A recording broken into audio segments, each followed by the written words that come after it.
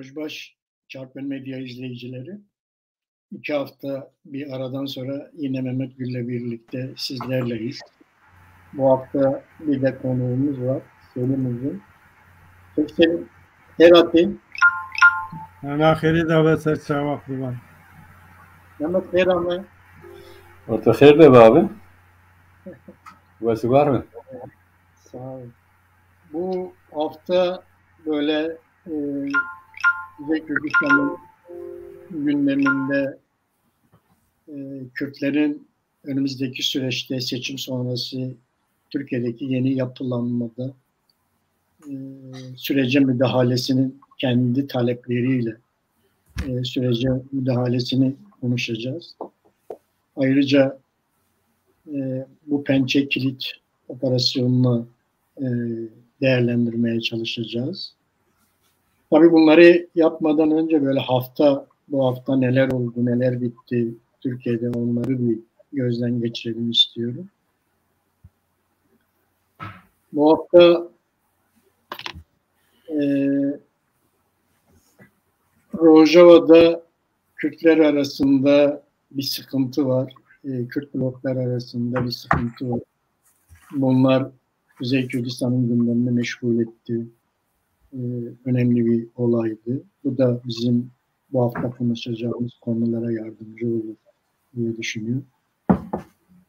Tabii bir de Irak seçimleri sonrası Cumhurbaşkanlığı seçimlerinde Kürt tarafının ortak bir adayda buluşmamasının yarattığı sorunlar var gerçekten.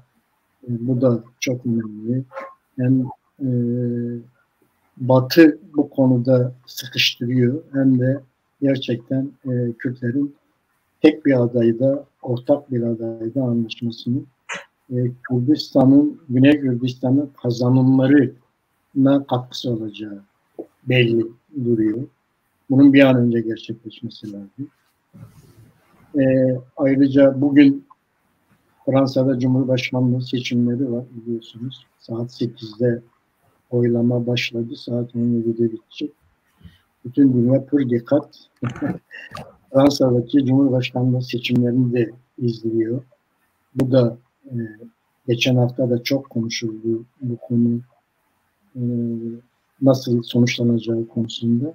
Ayrıca Türkiye'deki bu altılı ittifakın bugün tekrar bir araya gelme durumu var. Bugün bir araya gelecekler. O da Türkiye'de çok konuşulan bir konu. Yine geçtiğimiz hafta içerisinde bir olay yaşandı.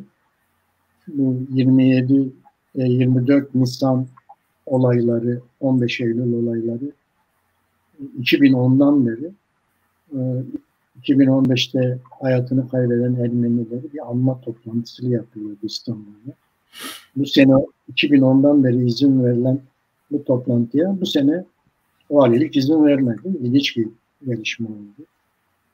Aynı zamanda arkasından da Garo Paylan'ın Ermeni soykırımının tanınmasıyla ilgili Türkiye Büyük Millet Meclisi'ne bir kanun teklifi verdi.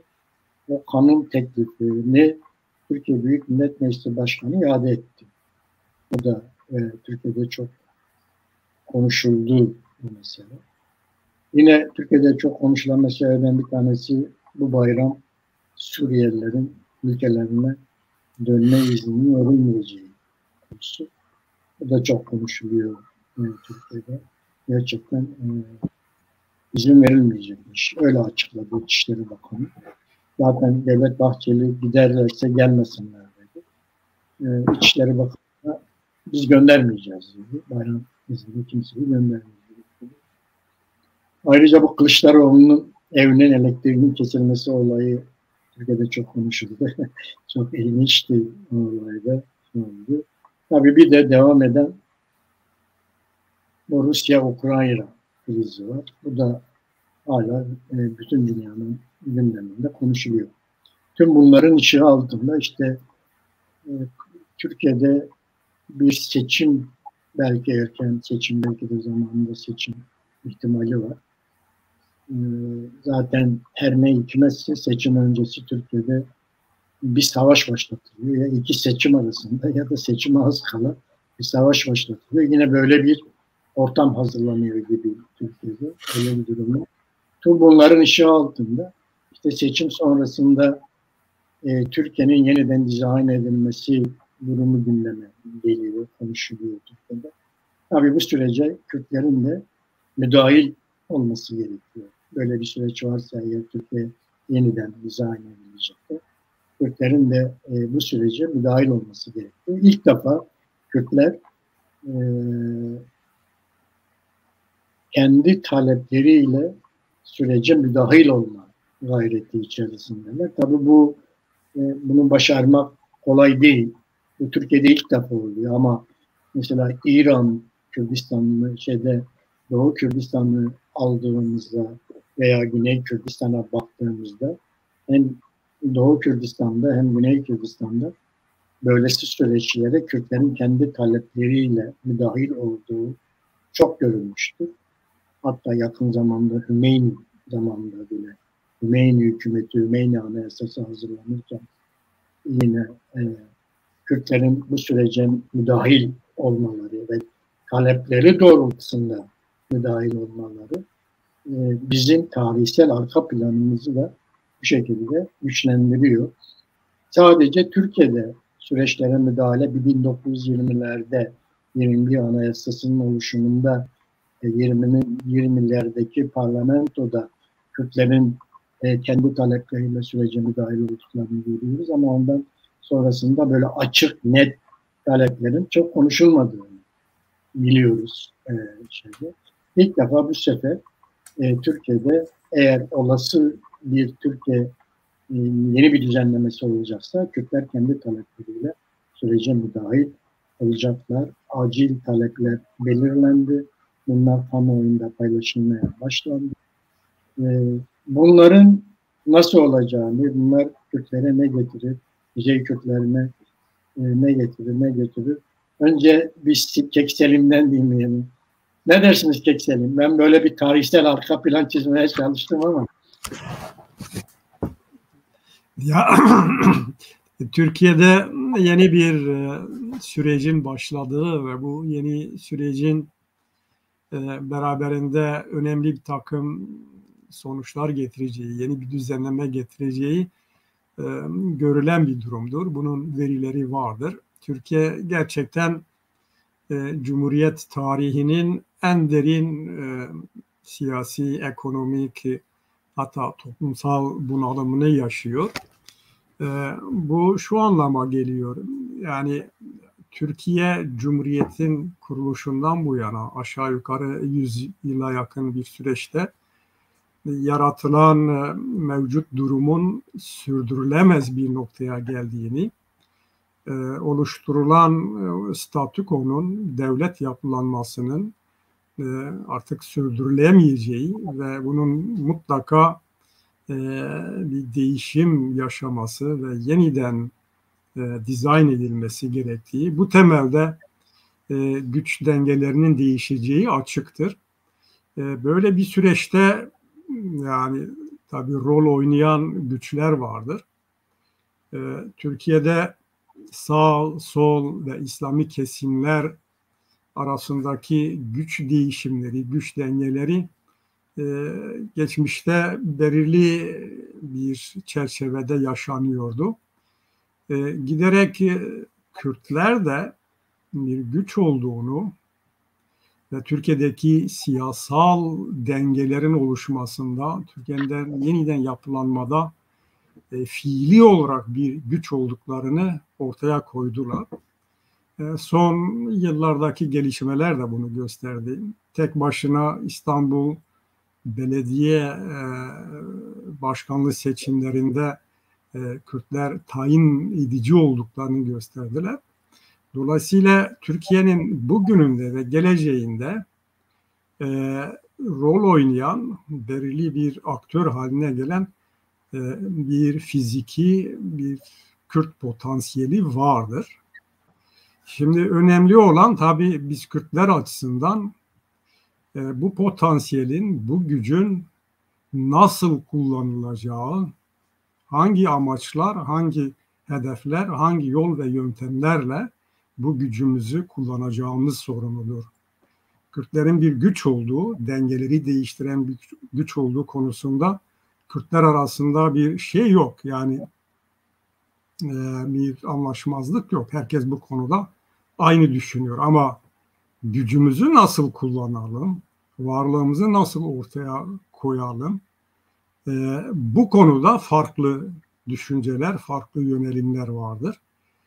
Öncelikle bunu iki temel şeye ayırmak gerekiyor, kategoriye. Birincisi büyük ölçüde yani ve kitlesel bir durumda haline gelen önüne Türkiye'leşmeyi, demokratik cumhuriyet tezini koyan bir kesim var.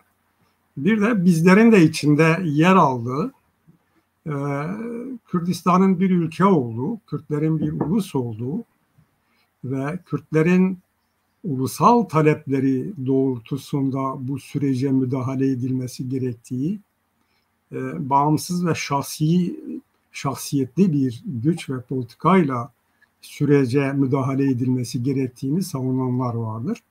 Bu çevreler yani toplumsal bir geniş tabana sahip olmasalar bile netleşen hedefleriyle, siyasal talepleriyle sürece müdahil olmak istediklerini söylüyor. Bu amaçla yani bir süredir belirli parti ve örgütler arasında sürdürülen işbirliği, yakınlaşma süreci önce 5 örgütün bir araya gelerek bir işbirliği, güç birliği oluşturmalarıyla başladı. İşte bunlar PAK, PSK, Tevgera Demokratik Kürdistani, Parti Demokratik Kürdistan Bakur ve Pelkur'du. Daha sonra iki Pelkur ve PDK Bakur mevcut durumda fiili olarak içinde olmasalar bile 3 örgüt parti tarafından bu süreç devam ettiriliyor ve bu 3 güç kendi aralarında belirli hedefleri programlaştıran bir acil talepler listesi ile ortaya çıktılar. Şimdi bu acil talepler tabii daha çok bu sürece yani Kürdistani güçlerle Türkiye'de yaşanan siyasal sürece müdahale etme anlamında önüne konulan taleplerdir. Yani Kürt sorununun, Kürt millet sorununun ve Kürt ülke sorununun nihai çözümünü programlayan hedefler değildir.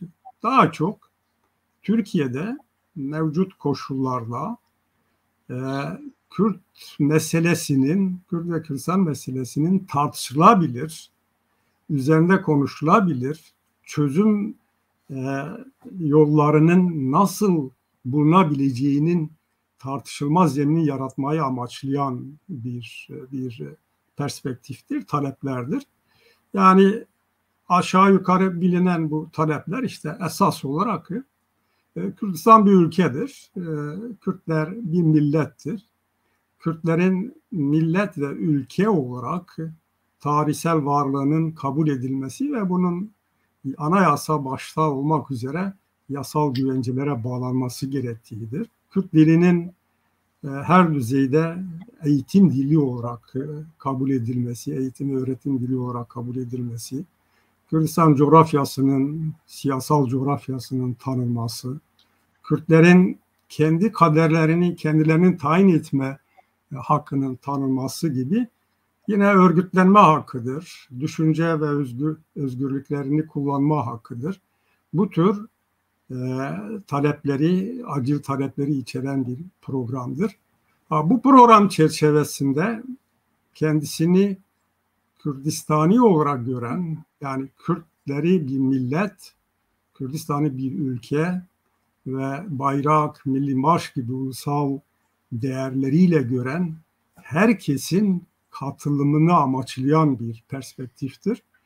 Böyle bir perspektifte Kürdistan'ı güçleri bir araya gelirse daha çok etkili olabilir, daha çok pazarlık güçlerini artırabilirler ve kimlerle neyi görüşebileceklerini daha rahat, daha iyi bir şekilde netleştirebilirler. Dolayısıyla acil taleplerin bu anlamda önemli bir yeri vardır bu süreçte.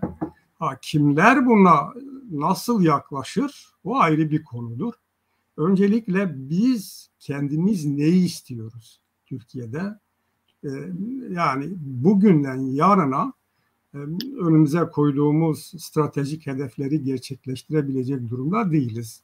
Yani örneğin bize göre bağımsız bir ülke, özgür bir ulus, demokratik bir toplum kurmak uzun bir mücadeleyi gerektiren uzun bir süreçtir. Ama buna ulaşmak için güncel olarak ne yapmamız gerektiği de önemlidir. Halkımızın, toplumumuzun ekonomik, sosyal ve kültürel ihtiyaçlarından yaşanan baskı, zulüm politikasına kadar bu tür sorunlar karşısında bigane kalamayız, sessiz kalamayız. Bir politikamızın, bir siyasetimizin olması lazım. Ama bunu yaparken elbette stratejik hedeflerimizi de karartmayacak bir şekilde yapmamız lazım.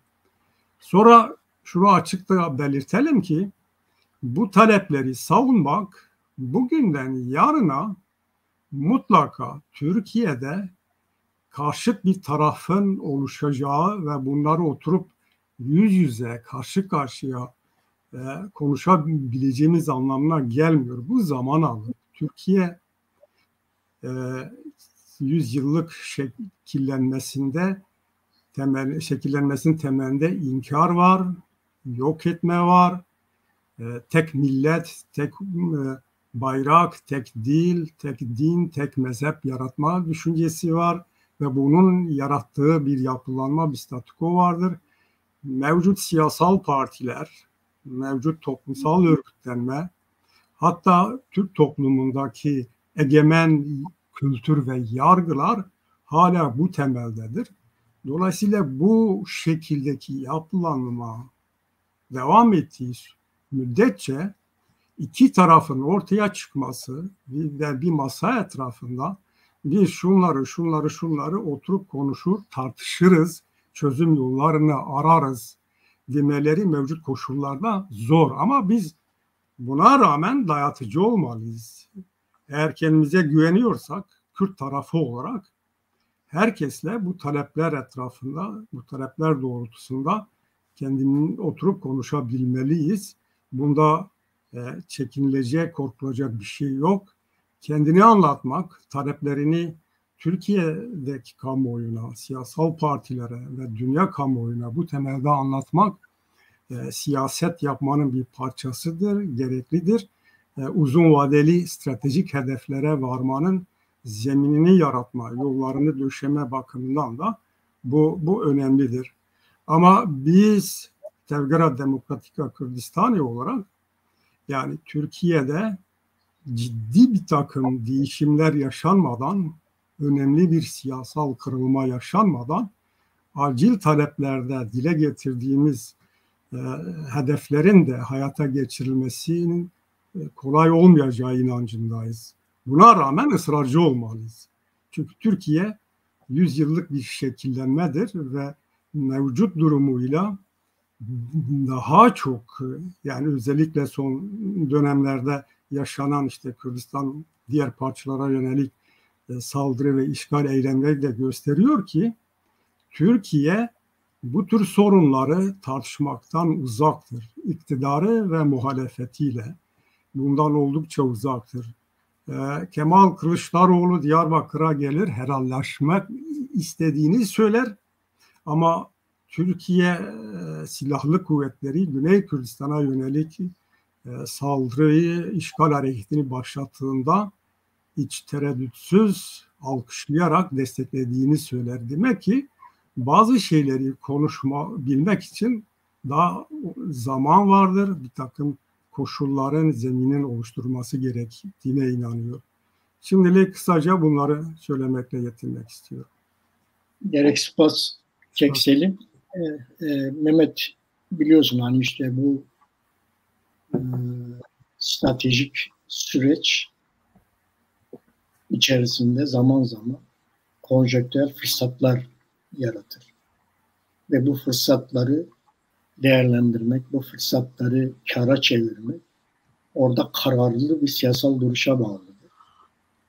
Mesela Lozan'da eğer Kürtler sürece o günkü konjonktüre müdahale edebilselerdi, herhalde bugün tarih bambaşka yazılacaktı. Eğer o etkinlikte olsaydı Kürtler ve Lozan'da sürece müdahil olabilselerdi, bugün tarih farklı yazılacaktı Kürtler açısından. Tabii bu S3 kolinin, 3 hareketin yarattığı bu acil talepler olayı, meselesi Kürdistan için yeni bir mesele değil. Mesela 1979'da Times'ın 4 Aralık sayısında İran Kürdistan'ında İKDP'nin sürece müdahil olmak için öne sürdüğü talepler yazılıyor. Burada İran'a demokrasi, Kürdistan'a özellik şiarıyla İKDP ortaya çıkıyor. Ve yine Times'ın tam öğrendiğimiz kadarıyla orada Kürtler 8 madde ileri sürüyorlar. İKDP İran'a 8 madde ileri sürüyor. İşte Kürtlere resmen özelliğin tanınması var birinci maddede. İkinci maddede Kürt bölgesiyle ilgili bir şey var. Kürt bölgesinin tanınmasıyla ilgili bir madde var. Üçüncü maddede Kürdistan Ulusal Meclisi'nin gizli oyla ve özgürce seçilmesi maddesi var. İran KDP'nin söylediği. Dördüncüsü okullarda ve resmi yerlerde Kürtçenin birinci dil olarak kullanılması. Yani bölgede Kürtlerin egemen olduğu, evet Kürdistan'da Kürtlerin resmi dil olarak kullanılması ve resmi dil olarak tanınması söz konusu. Ulusal bütçenin bir kısmının bölgenin geri kalmışlığına harcanması var 5. maddede. 6. maddede merkezi hükümette Kürt temsilcilerinin atılması var. Böyle bir talebi var İran KDP'sinin. 7. maddede dış politika ve savunma konularında tamamen merkezi hükümetin egemen olmasını talep ediyor. Yine orada en son maddede de diyor ki tüm İran için toplantı ve dini pratikler konusunda ve herkes tam demokratik olarak haklardan yararlanıyor. Yani bütün inançların, bütün düşüncelerin demokratik bir ortamda o haklardan yararlanması sağlanmalıdır gibi 8 maddelik İKDP'nin 79'da İran'a sunduğu bir Kürt talepleri var. Bu tabii bunların inşaatlar, ben konuşmamın başında da söyledim. Bu Kuzey Kürtleri bu çıkışı yaparken bu tarihsel arka planı da biliyor. Aynı şeyler Irak'ta da geçerli. Yani Güney Kürdistan'ın da talepleri var Irak'tan bu konuda. Yeri geldiğinde onlardan da bahsederiz. Sen ne düşünüyorsun Mehmet? Bu acil taleplerle ilgili. Bununla seçim sonrası olacak sürece müdahale edilmesi konusunda. Evet. Göksel'in zaten özetledi o konuda bizim tutumumuzun gerekçeleriyle beraber özetledi. Sen ise abi çok daha önemli bir konuya değindin. İran Kürdistan'ın siyasal yapılanmalarının taleplerini şimdi burada sıralarken bizimki çok fakir kaldı. Çok yoksul kaldı.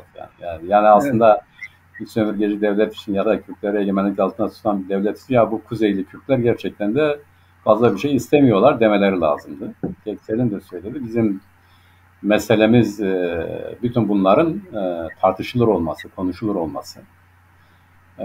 Ama daha önemlisi yine sen de söyledin abi konuşmanın başında dedin ki ilk defa böyle bir gayret var. Yani Kürtler bu süreçte yer almak istiyorlar. Bu doğrudur. Geçmişte de sen de bildiğin gibi bir önceki seçimlerde bizim HDP ile görüşmelerde öne sürdüklerimiz ne buydu. Dedik ki Kürtler bu seçim sürecinde Kürt olarak yer alsınlar. Yani kendi taleplerini dile getirsinler. Parlamentoya gittikleri zaman da yani aynen öyle davransınlar. Kürt milletvekili olarak hareket etsinler. İşte ise bu yüzyılın başında, yani geçen yüzyılın başında 1920 ile 25 arasında Türkiye Cumhuriyeti Devleti'nin envanterinden de olan Kürt milletvekilleri var. Yani Kürdistan milletvekilleri var, Kürdistan temsilcileri var. Böyle girmiş, yani bu kayıtlı kuyutludur. Evet. Biz yeniden, yani bir 100 yıl geriye giderken o bizi zapt altına aldıkları ve uluslararası düzeyde Lozan'la beraber tescillediklerinden beri ilk defa bir politik bilinçle hareket eden bir Kürt hareketi var. Yani bu politik bilinç, bu tarihsel, siyasal, aynı zamanda da güncel bir millet olarak varlığı kabul edilen, yine günümüz Türkiye'sinde millet olarak ya da Kürt olarak varlığı kabul eden bir kütlenin, hadi öyle diyelim, bize göre milletin, ülkesiyle birlikte bir milletin temel haklarının kısmen tanınabileceği ama daha çok da tartışılabileceği, eğer Türkiye yeniden yapılanıyorsa bu realiteyi de göz önüne alması lazım. Bu realiteyle birlikte bir Türkiye inşası, Keksel'in izah ettiği gibi, bu inşada Kürtlerin artık Kürt olarak var olacağı, haklarıyla, hukuklarıyla, siyasal eylemleriyle, düşünceleriyle Kürt olarak var olacakları yeni bir Türkiye Cumhuriyeti ya da nasıl olursa her neyse bir anayasasının da yeniden yapılması hadisesi. Biz böyle bakıyoruz. Şimdi tabii başlarken şöyle dediler. Yani bu işin zorluğu nedir? Oraya gelmek istiyorum. Başlarken dediler ki evet, Sayın Kılıçdaroğlu bunu söyledi. Kürt meselesi var. Muhatap HDP, çözüm yeri de parlamentodur dedi. Biz o zaman da söyledik. Yani evet, Kürt meselesi var demek doğrudur. Bu iyi bir başlangıçtır. Hele hele CHP açısından bu iyi bir başlangıçtır. Önemlidir. Bizim görüşmelerde de bunu dile getirdi arkadaşlarımız. Zaman zaman kamuoyuna açık olarak da dile getiriyoruz. Diyoruz ki Türkiye'de Kürtlerin meselesinin tartışılması, kabul edilmesi önemlidir. Biz bunu destekleriz. Bu yönde adım atan kim olursa olsun onlarla bu meseleyi çözmek için konuşmaya hazırız diyoruz. Yani bu mesele bir millet, bir halk meselesidir. Bunu o çerçevede konuşmak lazım. Hatta Kürtler siyasal, diyelim ki HDP'yi önerdi Sayın Kılıçdaroğlu, ama HDP'nin kendisi diyor ki ya biz Türkiye Partisi'yiz. O zaman da dedik ki yani burada bir terslik vardır. Bir Türkiye Partisi'nin parlamentoda, bu parlamentonun kuralları içerisinde, bu parlamentonun işlerliği içerisinde eğer devam edecekse ki edecek. Bu mesele bir millet meselesi olan, bir halkın hakkının tanınması meselesi olan bu meselenin tartışılması zordur. Bu, o yapılanmaya gidilirken, o yeniden inşaat sürecine gidilirken adeta bir inşaatı birlikte yapma hadisesidir. Biz bu inşaatı, bu çatıyı, bu binayı birlikte yaparsak varlığımız olur. Ve varlığımız oradan itibaren, temelden itibaren, aynen 1920'lerde Kürt mebusu, Kürt milletvekili, Kürt tarafı ya da Kürtler diye tabir edilen, anayasaya kayıt kuyuda geçen, mecliste de böyle kabul edilen bir zihniyetle bir yeni yapı oluşturulursa bu mümkündür. Siz şimdi diyorsunuz ki evet vardır, biz bunu parlamentoda çözeceğiz ama bu parlamento bu anayasaya göre, bu işlerliğe göre konuşur, sonra der ki vallahi hiçbir mesele yoktur, hiç kimsenin gıkı çıkmaz. Bu meselenin sahipleri gelir burada derdini anlatır ama zaten bunun işlerliği içerisinde, bunun yasal işlerliği içerisinde evet konuştuk ne güzel ama oylayalım hadi bir şey var mı yok der, kapatır gider. Onun için biz bu işin parlamentoda çözülebilmesi için bu parlamentonun yeniden yaratılan, yeniden yapılan bu rejim içerisinde Kürtlerin olduğunu gösteren bir durumda ancak mümkündür. Yani onu öyle kabul eden, onu oylamayla değil, salt çoğunlukla falan filan değil, haklarını kabul ederek iki eşit milletin bir parlamentosu olarak ama aynı zamanda yerelde de bir parlamentosu kendi kendisini idare etmesi gibi bir yapılanma olursa mümkün olur. Eğer bu olmazsa şimdi işte biz bunu çözeceğiz falan filan, parlamentoda çözeceğiz, edeceğiz dersin. Yarın öbür gün gelir parlamento konuştu, böyle bir şey olmadığını tespit ettik, hadi devam. Bu olmaz. Yani bu başlangıç itibariyle biz neden Kürt tarafı olarak müdahale etmeliyiz derken böyle bakıyoruz. Bir yeniden yapılanma süreci var. Bu sürecin bir tarafıyız biz. Yani kimse bizim adımıza, örneğin bu 6 parti yan yana geldi, bir amenite oluşturdular ve gitti dediler ki, demek ki çok derinlerden ya da devletin temel mantalitesi içerisinde ciddi bir uyarı var. Dediler ki siz bakalım ne istiyorsunuz? Yani bu güçlendirilmiş parlamenter sistem derken ya da bu Kürt meselesi vardır, biz parlamentoda çözmek istiyoruz derken ne diyorsunuz dediler. 6 parti bir araya geldi. Dedi ki biz bu anayasanın ilk 4 maddesine karşı değiliz.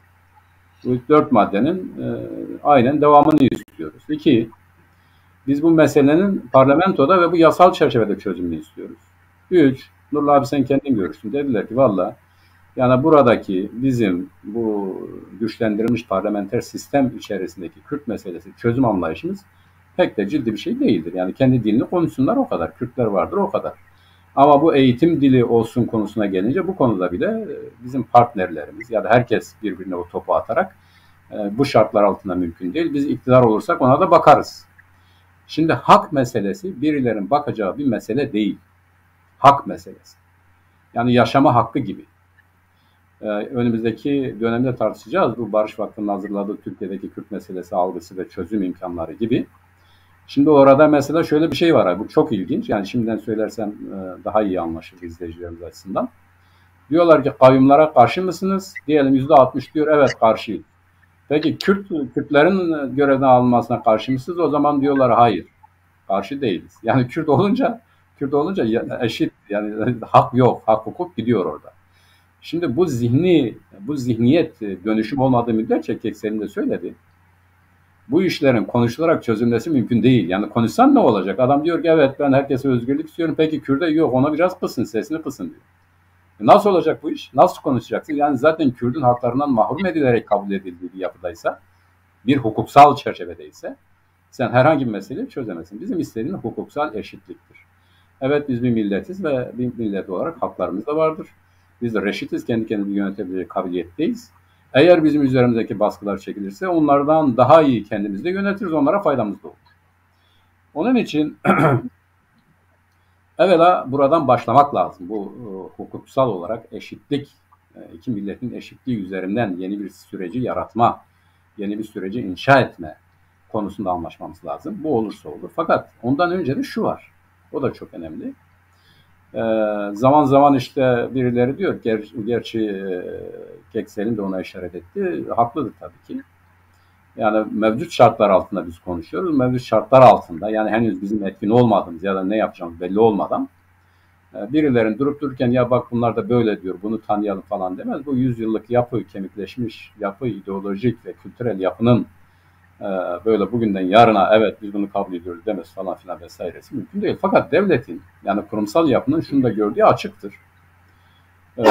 Diyelim ki bu tırnak içerisinde söylüyorum. Kürt tehlikesinden hareketle bunlar kendi rejimlerini değiştirdiler. Tek adam yönetimine geçtiler. Yani bir kişi başa geçsin bu Kürtlere imkan vermemek kaydıyla ne yaparsa serbesttir. Ve böyle gelişti bu süreç. Şimdi ne oldu? Bu biraz farklı bir biçim aldı. Çözüm olacağı da görülmedi. Baktılar ki yani bu Kürt meselesi öyle bir kişinin raptı zaptıyla, inkarıyla yeniden işte geriletilmesi olacak bir şey değildir. Çünkü uluslararası düzeyde, kültürel düzeyde, sosyal düzeyde farklılaşmış. Belli bir düzeye ulaşmış. Artık bunu değişik yöntemlerle, değişik biçimlerle ancak kontrol altına tutabilirler. İşte Kılıçdaroğlu'nu biz tanıyoruz, mecliste çözeceğiz demesi bu yeni bir zaman kazanma olayıdır. Bu zaman kazanma olayı Türkiye Cumhuriyeti Devleti'nin çok isabetli bir şekilde dediği gibi biz bu meseleyi tabii ki çözemeyeceğiz. Ama zaman kazanarak biz bunu yayacağız. Mümkün olduğu kadar asimile edeceğiz. Mümkün olduğu kadar bu süreci alıştıracağız. Mümkün olduğu kadar az tavizler vererek ya da mümkün olduğu kadar haklarını az kullanan bir Kürt milleti olarak bunları idare edeceğiz. Yani idare edeceğiz. Bunu da zamanla yapacağız diyorlar. Bizim tarafta ise bu zaman mefhumunun hep aleyhimize işlediğini, zaman ilerledikçe yeni kuşakların giderek kendisinden uzaklaştığı, kendi kimliğinden, kültüründen, dilinden, her neyse kendisini giderek kaybettiği bir millete dönüşen bir varlık haline geliyoruz ama buna müdahale eden biz yokuz, Kürtler yok. İşte bu anlamda yenidir abi. Yani biz geçmişte yaptık bunu, bu şekilde müdahale etmeye çalıştık. Fakat şimdiki müdahalemiz ya da şimdiki çıkışımız açıkçası biliyorsunuz kongreden önce de bunu tartıştık ve kararlaştık. Kongre kararlarımızdan biridir. Ve bu TEVGER, PDK ve PSK ile beraber Bak bu konuda anlaştılar.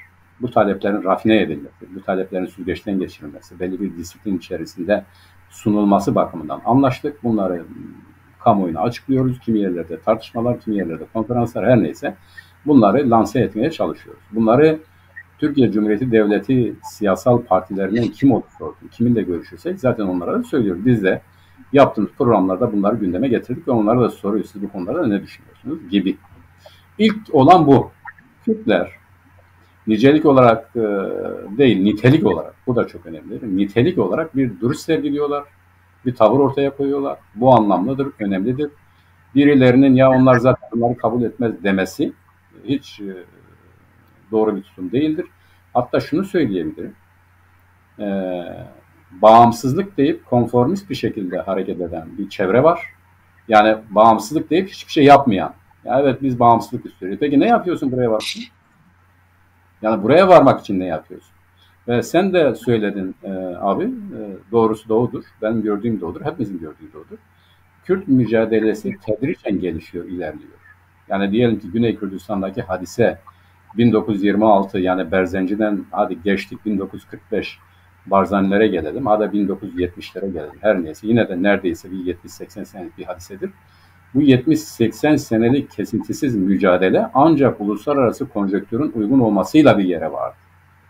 Ve eğer Amerika Birleşik Devletleri Batı, Sovyetlerin yıkılışından sonra dünyayı sermayenin egemenliğine almak gibi bir dert edinmeseydi, bir gayesi olmasaydı ve bunun temel parametresinde, temel çelişkisinde Orta Doğu olduğu ortaya çıkmasaydı, bugün Güney Kürdistan'daki statünün oluşma imkanı yoktu. Bunu Suriye için de söyleyebiliriz. Bunu işte diyelim 1945'te kim için söyledik? Mahabat için söyledik. Yani Kürt Cumhuriyeti için söyledik. O zaman da böyle bir konjonktürel yapı vardı.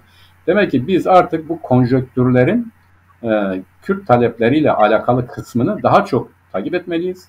Yani nereden ne oluyor? Diyelim ki biz egemenlik altına girdik. Nerede girdik? Yine bir konjonktürde girdik. Birinci Dünya Savaşı'nın arifesinde statüko kurulurken girdik. Örneğin İkinci Dünya Savaşı'nda sadece Kürdistan Cumhuriyeti'nde bir gelişme vardı. Diğer taraflarda pek bir şey yoktu. Kuzeyde hiçbir şey yoktu. Yani zaten biz gömülmüştük 1938'den itibaren. Demek ki konjonktürel gelişmeler çok güçlü, bölgenin çok güçlü devletleri tarafından egemenlik altında tutulan Kürtlerin kendi seslerini duyurması bakımından önemlidir. Bu konjonktür, yaşamakta olduğumuz konjonktür böyle bir konjonktürdür. Statükolar dağıldı, yeniden şekilleniyor, yeniden kuruluyor. Ve burada Kürtler kendi tarihlerinden ders alarak, niteliksel olarak, kendileri olarak, siyasal bir Kürt bilinci olarak hareket etmelidirler. Taleplerini ortaya koymalıdırlar. Kiminle konuşurlarsa konuşsunlar. Yeniden yapılanan dünyada, Orta Doğu'da her neyse kendileri olarak, kendi talepleriyle yer almalı, reşit bir millet olarak yer almalı ve onu savunmalıdırlar. Bizim yaptığımız bu açıdan çok önemlidir. Yani diyelim ki bizim gücümüz olmayabilir. Örneğin şu anda Kürt potansiyelinin ya da Kürt oylarının aktığı HDP'nin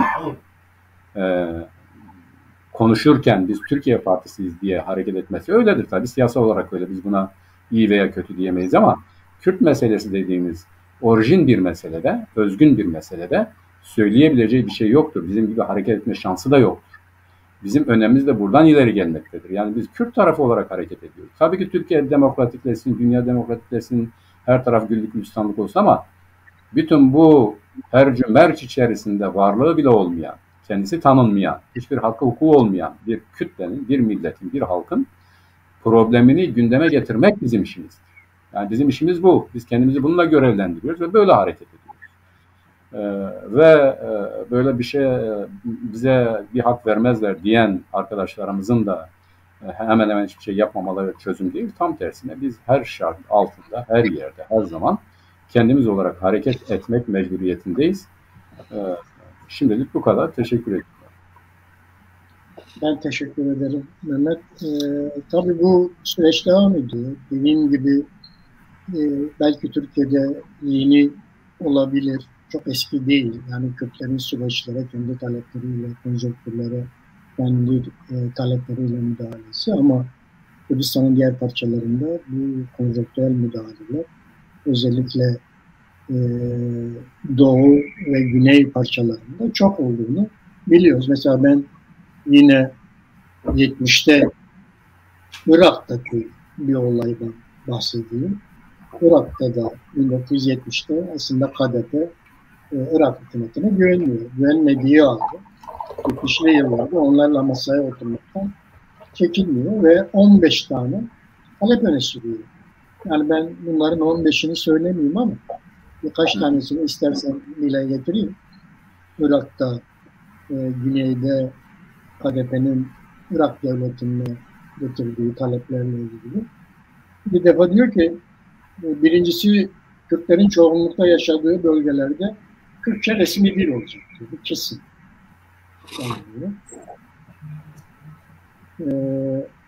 Kürtler kabinede ve orduda, öyle diyor. Kürtler kabinede ve orduda üst düzey hassas görevlere katılacak. Yani bu çok ilginçtir. Tabii devlet yapılanmasına yer alma olayıdır. Yani. Yer almam gerekiyor diyor. Üçüncüsü Kürtçe eğitim ve kültür teşkil edilecektir. Teşkillenecek bunlar. Yani anayasal güvenceye kavuşturulması gerekir. Kürtlerin çoğunlukta olduğu bölgelerde tüm yetkiler Kürtlerde olacak. Onu sağlıyor.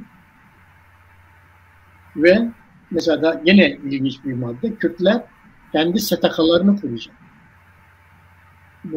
Bunun anayasal güvenceye kavuşturulması. Yani Kürtlerin kendi STK'larını kurması, güvenceye kavuşturulması. Bu gerçekten bizim tarihsel arka planımızda olan, Kürdistan'ın diğer parçalarında da yaşanan, bugün de kuzeyde 3 hareket tarafından gündeme getirilen ama tabii bu ittifaka sınırlı değil. Bu ittifaka diğer siyasi partiler, diğer STK'larla görüşülüyor. Bunlar da katılabilirler. Artı bizim gündeme getirdiğimiz 8 madde de kırmızı çizgi değil. Bunlar da geliştirilebilir. Daha büyük bir çoğunluk tarafından daha uzlaşılmış üzerindeki maddelerle diğer tarafa, Kürt tarafı olarak bu defa diğer tarafa gidiyor. Burada da ayrım yapmadan Türk sağında, Türk sağında, Türk solunda da eşit mesafede bu taleplerin götürülmesi ve Kürtlerin bu süreçte nasıl yer almak istediklerinin anlatılması gerekiyor. Aynı zamanda bunun kamuoyunda konuşulur olması çok önemli. Yani bunların artık kamuoyunda işte Kürt sorununu parlamentoda çözeceğiz. Ve Kürt sorunundan ne anlıyorsun?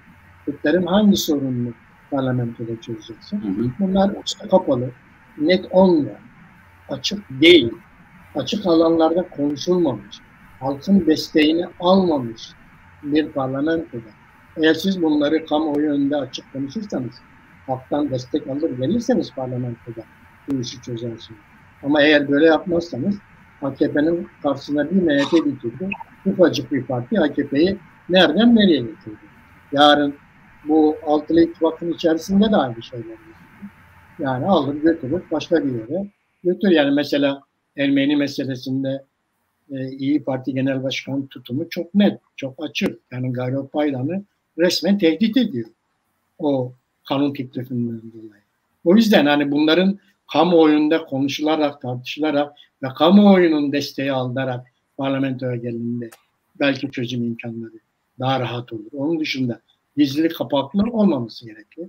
Açık, şeffaf, kamuoyunda, açık alanlarda konuşularak bu meselenin gündemleşmesi gerekiyor. Zaten 3 harekette bunu yapmaya çalışıyor. Kürt tarafıyla şimdilik görüşüyor.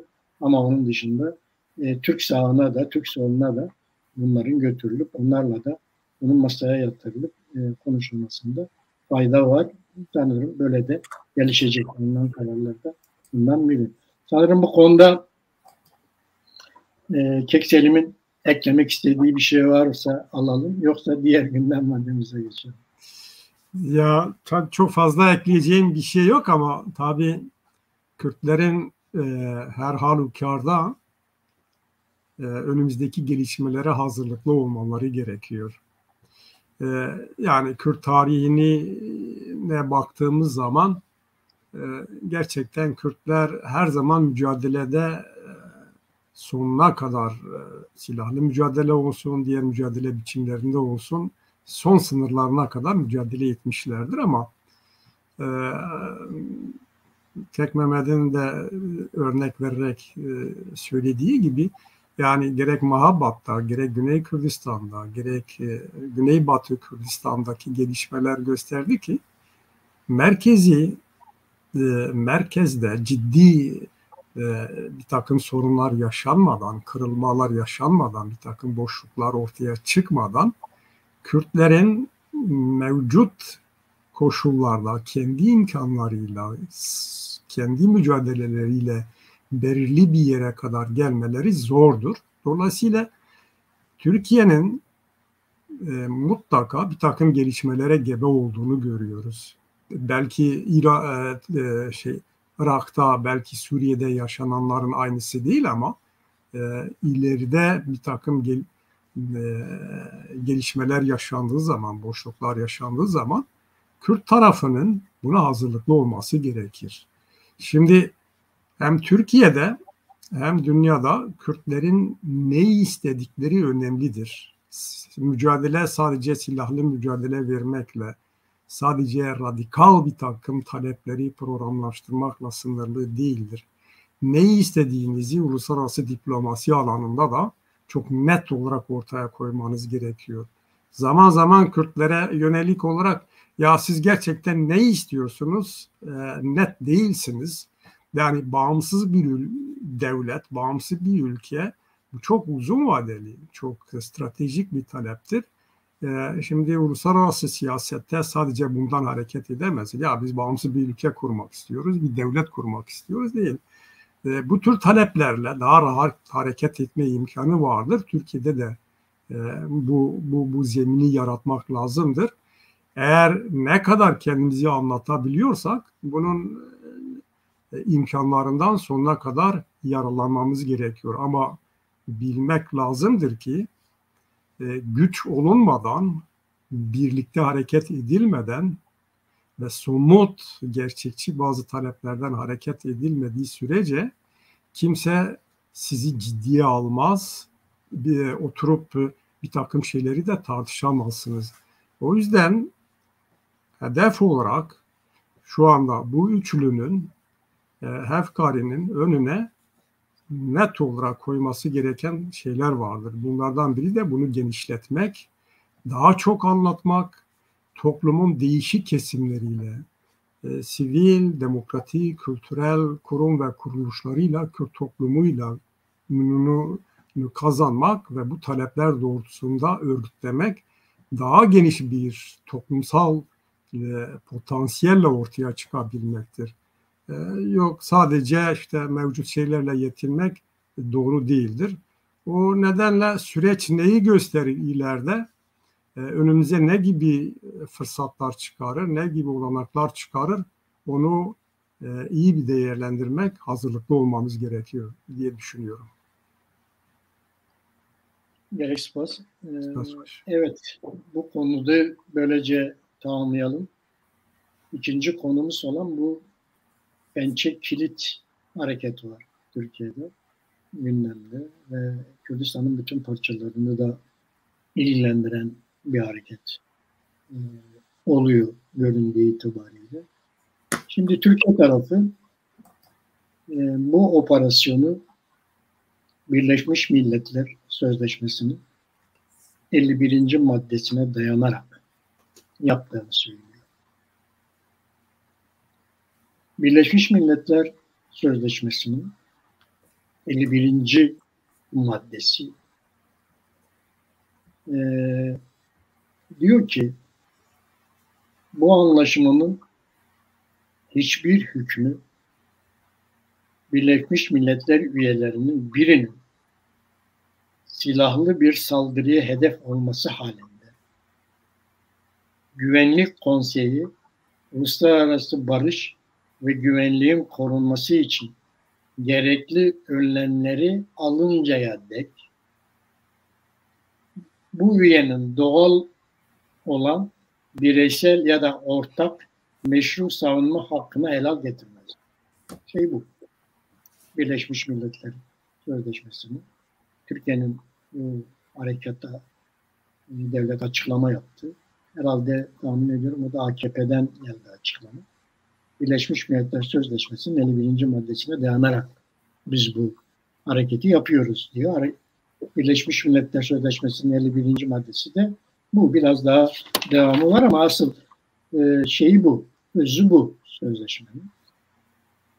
Şimdi burada gerçekten bir de bu harekata baktığımızda Türkiye'de siyasi partiler nasıl tepki veriyorlar? Demin Mehmet de ondan biraz bahsetti. Mesela Kılıçdaroğlu ben bu hareketi destekliyorum dedi. Ama Babacan, Ali Babacan Diyarbakır'daki iftar yemeğinde bu iş sadece güvenlikli politikalarla çözülemez dedi. Daha farklı bir tutum. Yani takıldı bir şey. Yani böyle de sadece ben basında bu harekatla ilgili bir CHP'nin tavrını okudum. Bir de Babacan'ın Diyarbakır'daki iftar yemeğindeki bu açıklamasını okudum. Ne diyorsun Kekselim? Bu harekatı nasıl değerlendirmek gerekiyor? Ya tabii bu hareketi birçok yönüyle değerlendirmek mümkündür. Yani biraz gelişmeleri izleyen herkes görüyor ki herkes kendi penceresinden bu olaya bakıyor ve değerlendirmesini ona göre yapıyor. Yani eğer özetlemek gerekirse işte kimileri Türkiye'nin Ukrayna ve Rusya savaşından sonra bölgede öneminin arttığını, enerji kaynaklarının Türkiye üzerinden geçirilmesi, özellikle Güney Kürdistan gazı ve petrollerinin Türkiye'nin üzerinden ve Türkiye'nin güvenliğinin sağlandığı bir koridordan geçirilmesi istendiği ve Avrupa'nın özellikle İngiltere'nin işte Türkiye'ye bu konuda bir görev, misyon, rol verdiğini, Türkiye işte bunu sağlamak için potansiyel tehlike olarak gördüğü PKK'yı tasfiye etmeyi o bölgede söylüyor.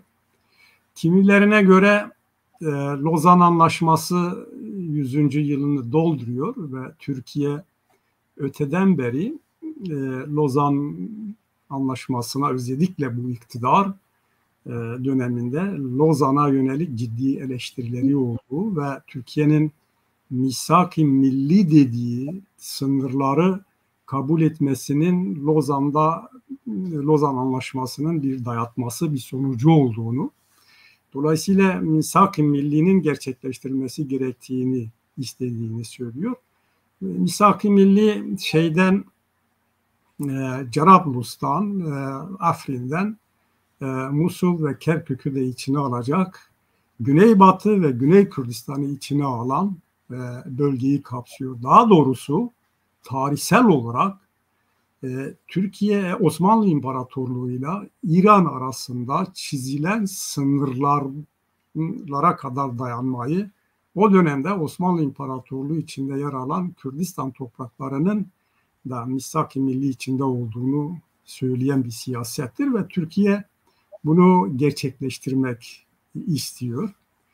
Tabii kimilerine göre Türkiye kendini ciddi tehlike altında hissediyor. Yani kendi deyimiyle bir beka sorunu olduğunu ve bunun terörden kaynaklandığını ve bunun da PKK olduğunu söylüyor. Bir başka görüş işte Türkiye ile İran arasında bir hegemonya mücadelesinin olduğu, Kürdistan topraklarının paylaşılması ve bölgede, Orta Doğu bölgesinde bölgesel birer güç olma ve hatta ikisi de tarihsel olarak imparatorluk kurmuş ve bugün onun heveslerini taşıyan emperyal güçlerdir ve bir emperyal hegemonya mücadelesi içinde olduğunu söylüyor ve biraz da buna bağlıyorlar. Yani İran havleri hedef alan füze saldırısından sonra Türkiye bir bakıma askeri gücüne dayanarak kendisinin de var olduğunu söylemek istiyor.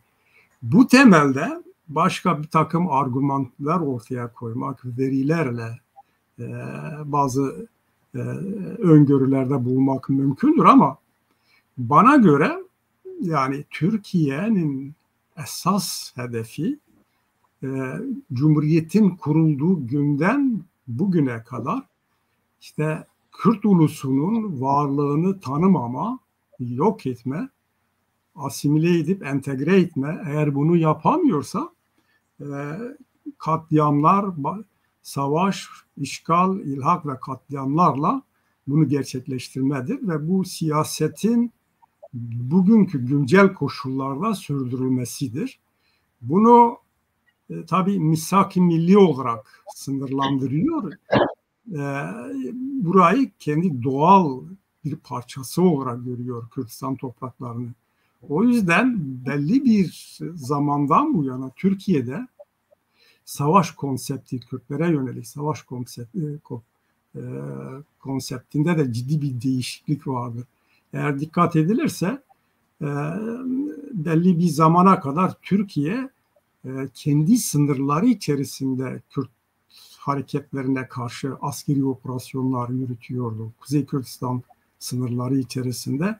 Zaman zaman o da işte 1980'li yılların sonlarından itibaren Güney Kürdistan'a zaman zaman bir takım hava harekatlarında bulunuyordu. Fakat 1990'lı yılların başından bu yana bu savaş konseptini değiştirmeye başladı.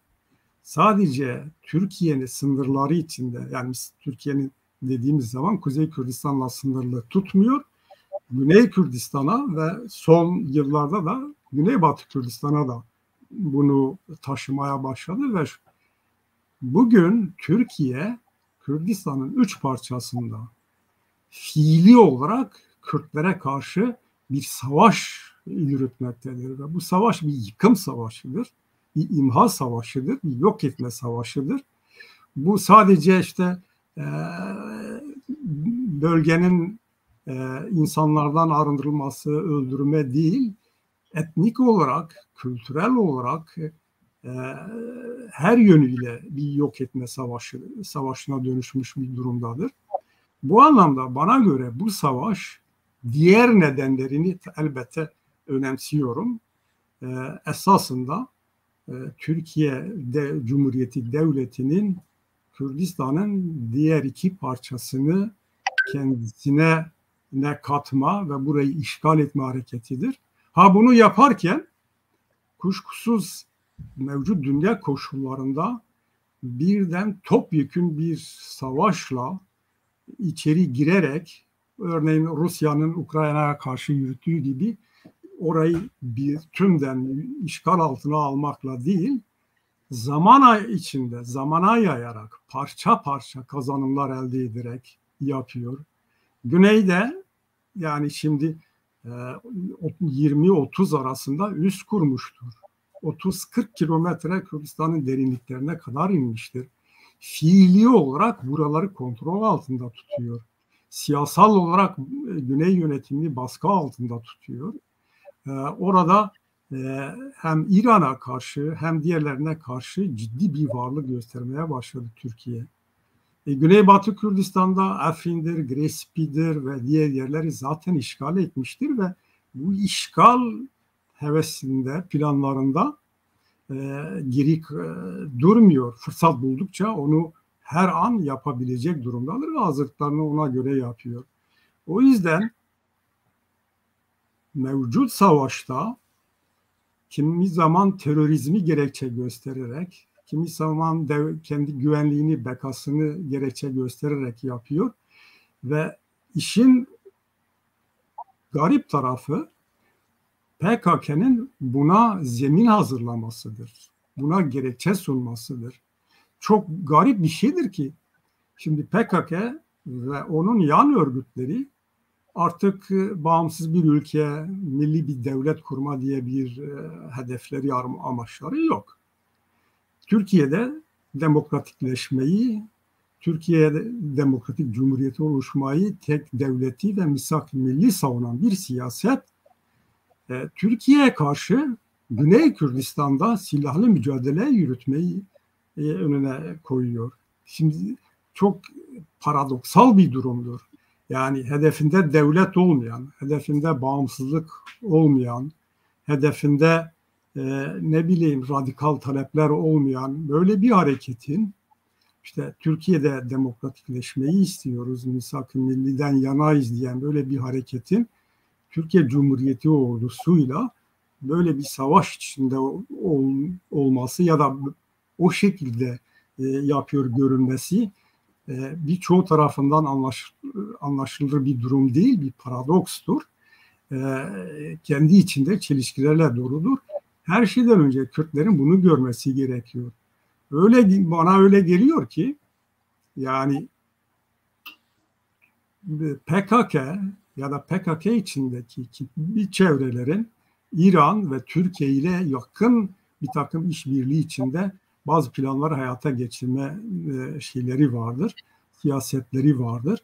Ve bu yüzdendir ki kendisi dışında ne Güney Kürdistan'da, ne Güneybatı Kürdistan'da, ne Doğu Kürdistan'da ve hatta ne de Kuzey Kürdistan'da herhangi bir Kürt gücünü görmek istemiyor, tanımıyor.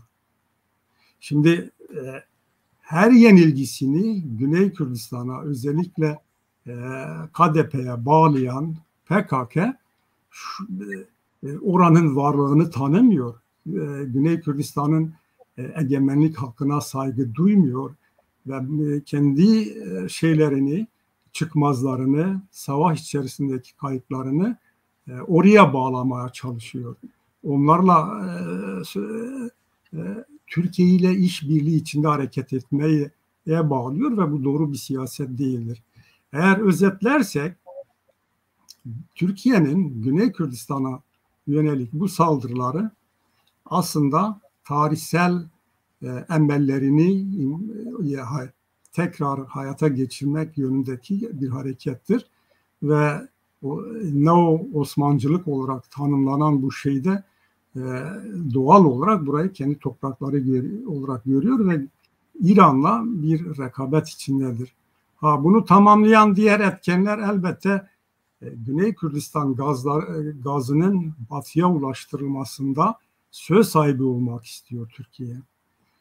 Kuzey Akdeniz'de geri adım atan Türkiye burada askeri gücünü öne çıkararak beni Güney Kürdistan gazlarının ve petrolün batıya ulaştırılmasında da hesaba katmak zorundasınız. Bu şekilde varlığını, askeri gücünü kullanarak göstermek istiyor. Bu da diğer bir nedendir bana göre. Teşekkür ederim. Teşekkür ederim Kek Selim. Mehmet, biliyorsun ilginçtir ki bir süredir Türkiye'de bu tür hareketler seçim öncesi, seçim arasına denk getirilip ve bununla iç politikada da bir kazanım elde etmeye de çalışılıyor. Böyle bir durum da var. Sen ne dersin Mehmet bu harekatla ilgili? Şimdi Kek Selim temel stratejiler çerçevesinden bakıp bu güncel duruma ilişkin bir özet sundu. Bu doğrudur. Şunu tabii akılda tutmak kaydıyla bakmak lazım. Türkiye Cumhuriyeti Devleti'nin mevcut şartlar altındaki paradoksu bir yandan misak-ı milli dediğimiz, yani Cumhuriyet'in kuruluşunda Türkler ve Kürtlerin esas aldığı, Kek Selim'in de belirtmiş olduğu gibi Güneybatı ve Musul'a kadar Güney Kürdistan'ı kapsayan misak-ı milli siyaseti İngiltere ve Fransa'nın taziki altında Mustafa Kemal'in de belirtmiş olduğu gibi biz bunu hayata geçiremeyiz diyerek Musul'u İngiltere, yani bugünkü Türkiye Cumhuriyeti sınırlarını kabul ederek, hatta Hatay'da yoktu. Hatay'da 1938'e kadar özel bir bölgeydi. Bunları kabul ederek gerçekleştirdikleri bir anlaşma yaptılar, Lozan Anlaşması. Bu Lozan Anlaşması'na göre Kürtlerin işte bugünkü Güney'in ve Irak'a, hatta o zaman o Fransızlara bırakılmak gibi bir durum vardı. Bugün işte Suriye dediğimiz bölgenin Fransa'ya bırakılmasıyla beraber orada kalan Kürdistan'ın da onunla birlikte oraya terk edilmesini kabul ederek oluşturdukları bir Lozan Anlaşması'ydı. Bu 100 yıl sonra bunun hükmü bitiyor mu bitmiyor mu onu bilmiyoruz. Uluslararası anlaşmaların bu konuda iki söylencesi vardı. İşte bir bitiyor, bir bitmiyor gibi. Her neyse o çok önemli değil ama bu oluşan konjektürde Türkiye Cumhuriyeti Devleti içerisinde iki tane fraksiyon oluştu. İki bakış açısı oluştu. Bunlardan birincisi işte Osmanlı İmparatorluğu dönemindeki bu misak-ı milli dediğimiz, yani son sınırlar dediğimiz alanın yeniden Türkiye topraklarına katılması. Bir diğeri de bu konjonktür geçicidir. Bunları bizim alma ihtimalimiz yoktur. Doğrusu bölge devletleriyle yine anlaşarak Kürtleri eskisi gibi 4 devlet olarak idare edelim mantalitesi var. Şimdi ben Türkiye Cumhuriyeti Devleti'nin bu konuda, yani misak-ı milli konusunda net bir karara, net bir düşünceye varmış olduğunu ve bütün adımlarını da buna göre attığı konusunda açıkçası açık delillere sahip değilim. Çünkü buna karşı çıkan önemli güçler var. Diyelim bugünkü Millet İttifakı böyle bir siyasetten çok Mustafa Kemal'in kabul etmiş olduğu siyasete esas alan bir siyasetle, uluslararası siyasetle yürümeye çalışıyorlar. Fakat bu şu anlama gelmiyor. Yani bu imkanlar oluştuğunda Türkiye Cumhuriyeti Devleti genişleme siyasetini takip etmez anlamına gelmiyor. Nihayetinde bu oluştuğunda örneğin Libya'ya kadar gitti. Yani Suriye'yi bir tarafa bırakan Libya'ya kadar gitti. Azerbaycan-Ermenistan meselesinden faydalanarak işte Karabağ'a kadar gitti. Burada Türkiye Cumhuriyeti Devleti açısından en önemli olaylardan biri budur. Tarihsel Orta Asya ile fiili ilişki böylece kurmuş oldu. Şunu anlatmaya çalışıyorum.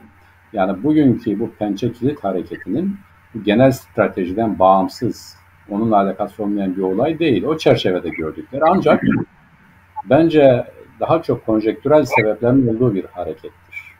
Yani Pençe Kilit Hareketi bu stratejiyi ya da bu genişlemeyi, bu zihniyeti ihmal etmeden akla tutmak kaydıyla bu bence güncel sebepleri üzerine durmak lazım. Birincisi şudur, Göksel'in de değindi. Bir Rusya'nın Ukrayna işgali, Rusya'nın Ukrayna'ya saldırması bugüne kadar büyük devletlere özgü olan bir şeyi giderek artık gücü yetene siyasetinin hayata geçmesine adeta örnek oldu. Türkiye Cumhuriyeti Devleti, yani eğer Rusya güçlü ve Ukrayna'ya giriyorsa ben de güçlüyüm, o zaman benim egemenliğim altında olmayan ama terbiye edebileceğim, tırnak içerisinde söylüyorum, kendi siyasetime göre yönlendirebileceğim kim vardır? İşte Kürtler vardır. Buralara ben de müdahale ederim. Diyebiliriz ki ya düne kadar Türkiye Cumhuriyeti Devleti bu Pençe Kilit Hareketi gibi hareketler yapıyordu. Bu doğrudur. Onlardan da çok farklı değildir. Fakat şöyle bir tarafı vardır. Türkiye Cumhuriyeti Devleti son 3-4 senedir güneye sadece operasyon yapıp çekilmiyor. Nurullah abi, senin belirtmiş olduğun Anayasa Birleşmiş Milletler Sözleşmesi'nin 51. maddesi çerçevesindekine göre değil. Şöyle yapıyor, oraya giriyor, orada kalıyor. Artık diyor ki biz girip çıkmayacağız, burada kalır. İşte bu işgal hareketi. Yani farklı olan bu. Bu Pençe Kilit Hareketi'yle beraber işgal ettiği bölgelerden hareketle, oraları üs olarak kullanarak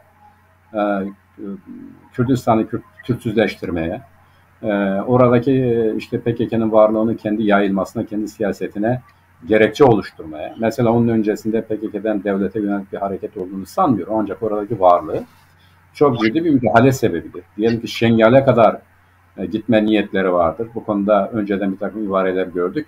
Hatta bu sınır kapısının Ovaköy gibi bir takım aşağılara kaydırarak Kürdistan'ı bütünüyle bypass ederek Irak'la ilişkisini sağlamak gibi siyaseti de vardır. Şengal'e müdahale isteği de vardı. Bunu birkaç defa gündeme dile getirdi. Fakat Amerika Birleşik Devletleri'nin, uluslararası güçlerin Kürdistan'ın o bölgesindeki çıkarları ya da etkisi ya da siyaseti Türkiye Cumhuriyeti Devleti'nin daha dikkatli davranmasına yol açtı. Mantalite olarak bence bu Pençe Kilit Hareketi'ni özel olarak ele alırsak, birincisi Ukrayna'dan hareketle Türkiye Cumhuriyeti Devleti'nin rahat hareket edeceği bir ortamın oluşması. Bu bir. İkincisi, Türkiye Cumhuriyeti Devleti Ukrayna-Rusya arasındaki savaşla birlikte, bu savaşın gündeme gelmesiyle birlikte Batı nezdinde, bu arada Amerika nezdinde durumu farklılaştı. Yani Rusya'nın yanında yer almaması için Türkiye'nin önemi arttı ve buna göre bir siyaset izliyorlar. Örneğin Hollanda Başbakanı Türkiye'nin öneminin arttığını ve bu konuda Türkiye'yi artık farklı şekilde değerlendirmek gerektiğini söyledi. Açıkça bunu söyledi. Birincisi bu. İkincisi Amerika Birleşik Devletleri Türkiye'nin geçmişte Rusya ile olan ilişkilerinden ötürü bu S-400'leri alması nedeniyle ortaya çıkan durumdan ötürü yeterince cezasını çektiğini belirterek diyelim ki F-16'ların Türkiye'ye satılması konusunda kongreye öneride bulundu. Bunlar görüşülüyor şu anda. Türkiye Pençe Kilit Hareketi'ni gerçekleştirmek için bu konjonktürden ya da Kürtlere karşı siyasetini, Kürtlere karşı Kürtlerin mücadelesini geriletmek için, siyasetini hayata geçirmek için bu konjonktürden faydalanıyor. Yani şunu biliyor, kendisine gelen bu talepler, kendisinin Rusya'nın yanında yer almaması için Batı'nın öne çıkardığı görüşler nedeniyle Türkiye ben bazı şeyler yapabilirim, bu yaptığım bazı şeyler Kürtlere karşı olabilir, bu konuda sesini çıkarmayabilirler diye düşünerek hareket ediyor ve bundan hareketle de çok rahat bir şekilde davranıyor. Ama dikkat edersek bu hareketler karşısında Fransa dışında ben diyelim Amerika Birleşik Devletleri'nden herhangi bir ciddi bir tepki görmedim ama Fransa ciddi bir şekilde bir tepki gösterdi ya da bu haber yapıldı Fransız kaynaklarında da dediler ki Türkiye Kürdistan'a saldırıyor. Bu aynı zamanda Orta Doğu'da ve Kürdistan somutunda devletlerin yani Batı'nın farklı çıkarlara, farklı ilişkilere sahip olduğunu gösteriyor. Yani hepsi aynı şekilde düşünmüyor. Türkiye bu konjonktürden faydalanarak kendi meselesini halletmeye çalışırken dünyanın geri kalanlarından hepsinden destek görüyor anlamı çıkmaz. Buna karşı olanlar da var. Çünkü oradaki duruşları, siyasetleri, ilişkileri farklı olan devletler de var. Fakat bu konjonktürde Türkiye kendi siyasetini harekete geçirmek için, hayata geçirmek için kendince elverişli koşullar oluştu düşüncesine hareketle bunu gerçekleştiriyor. Peki amaç nedir? Bu bence en önemli amaç Güney Kürdistan'da adeta bir geçiş süreci yaşayan Güney Kürdistan'da bu Cumhurbaşkanlığı seçimleri nedeniyle ve aynı zamanda Irak'taki hükümetin kurulması, yeni hükümetin oluşturulması ve kurulması nedeniyle yaşanan boşluktan da faydalanıyor. Bu boşluktan faydalanması kendi arasında anlaşamayan Kürt hareketinin güçlü bir yanıt veremeyeceğini de hesap ederek, bilerek kendi siyasetini daha etkin kılmaya çalışıyor. Bu aynı zamanda bu baskı altında Kürt siyaseti birlikte hareket edemiyor. Kürt siyaseti örneğin bu saldırı karşısında birlikte hareket edemiyor. Kürt siyaseti Irak'ta Kürtlerin de içerisinde bulundukları mevcut durumun belli bir siyasal yönetime kavuşması için de bu baskı siyaseti, Türkiye'nin baskı siyaseti iş görüyor. İkisi adeta birbirini destekliyor. Bir araya gelip kendi otoritelerini, kendi yönetimlerini kuramayan Kürt hareketi bu dış tazikler altında daha fazla zorlanıyor. İran'ın taziki bir yandan işte Göksel'in de değindi. Erbil'e gönderilen füzeler, kuzeyden Türkiye'nin saldırısı ve güneyden örneğin Şengal'e kadar gelen Irak'ın saldırısı, baskısı şunu gösteriyor. Konjonktür itibariyle bir hayli güçlenen, devlet kuran, belli bir yere gelen Kürt hareketini parçalayıp yeniden etkisizleştirmek ve giderek bu statüyü ortadan kaldırma amacına yönelik operasyonlardır. Bunlar öyle görmek lazım. Yani gelip geçici Birleşmiş Milletler Anayasası'nın 51. maddesi çerçevesinde girip çıkma hadiselerinin ötesinde Türkiye Cumhuriyeti Devleti açısından tehlike olarak gördüğü Kürt hareketini pasifize etmek, ilk anda denetim altına almak ve giderek etkisizleştirip ortadan kaldırmak, bu statüyü yok etmeye yönelik bir siyasettir. Peki buradan şunu da söyleyebiliriz. Yani örneğin biz Rojava'ya da girer bunu hallederiz dedikleri halde bunu yapamadılar. Nedeni de şudur. Amerika Birleşik Devletleri'nin büyük bir ihtimalle öyle görünüyor. Açık gerekçelerinin bulunduğu Güney Kürdistan'da yani PKK'nın bulunduğu PKK varlığı nedeniyle açık delillerin bulunduğu bir alanda nispeten sessiz kalması ama kendi çıkarlarının önde olduğu bir bölgede Türkiye Cumhuriyeti Devleti'nin buraya müdahalesini engellemesi ya da Türkiye Cumhuriyeti Devleti'nin Amerika'nın buradaki ciddi duruşunu göz önüne alarak buna müdahale edememesi gibi bir realite de var. Buradan da şunu anlıyoruz. Türkiye Cumhuriyeti Devleti siyasetini hayata geçirebilecek kadar bir müdahalede bulunuyor. Ne yapmak lazım? Bu çok önemli. Bence işin kilit noktası burasıdır. Biz siyaseten de bunu söylüyoruz. Bizim acil talepler programımızda da vardır. Mevcut durumda Kürt meselesinin demokratik yol ve yöntemle barış içerisinde çözülmesi için PKK'nın kesinlikle ve kesinlikle Türkiye Cumhuriyeti açısından istemedikleri bir düzeyde, istemedikleri talepler düzeyinde ortaya koyduğu bu silahlı mücadeleleri bunu bir biçimde durdurması lazım. Ateşkes mi ilan eder, tasfiye mi eder? Bu önemli değil ama önemli olan şudur. Bu mücadele tarzı bir, kendi talepleriyle uymuyor. İki, bu mücadele tarzı Kürdistan'da olası daha sağlıklı gelişmelerin önünü tıkıyor. Bu çok önemli bir engeldir. Bizim buradaki en büyük önerimiz ya da bizim buradaki talebimiz açıkçası Kürt milletinin yeniden kendisini inşa etme sürecinde pek de bir yararı olmayan, tam tersine zararlı olan bu mücadele tarzını bitirmesidir. Zaten Türkiye'nin demokratikleşmesini isteyen bir siyasetin, bir anlayışın bunu silahla yapması da bu demokratik talep açısından da anlaşılır bir olay değildir. Nurullah abi zaman zaman düşüyor. Keksel'in ben idareyi devralayım. Yani burada bu hadisenin sadece işte tespiti değil. Nurullah abi geldi. Nurullah abi ben aşağı yukarı bitirdim. Buyurun sen düşüyorsun, gidip geliyorsun. Evet, internette bir problem var. İki defa bitti geldi. Evet. Şimdi tabii bu Pençe Kilit operasyonu yeni değil. Yani bundan önce de birçok operasyon yapıldı. Hatta artık orada kalıcı üsler de oluşturuldu. Bu hareketler bir taraftan yani mesela Birleşmiş Milletler'in müdahale etmesi gereken hareketler.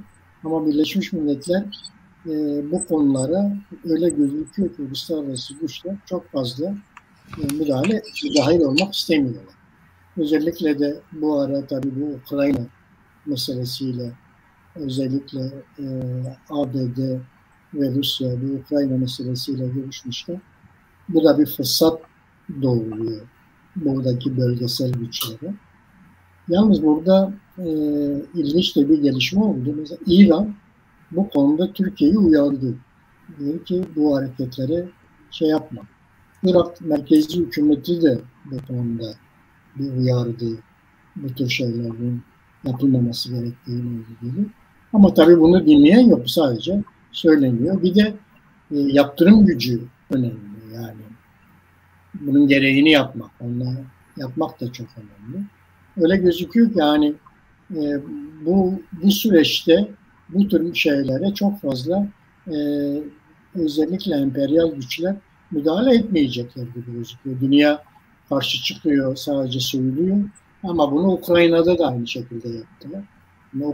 Rusya Ukrayna'ya girdiğinde de uluslararası güçler girmeyin, işte yapmayın, yaptırımlar falan filan derken Rusya istediğini yaptı. Belki istediğini alamadı ama istediği hareketi yaptı. Öyle gözüküyor. Daha da bu mesele sürüyor.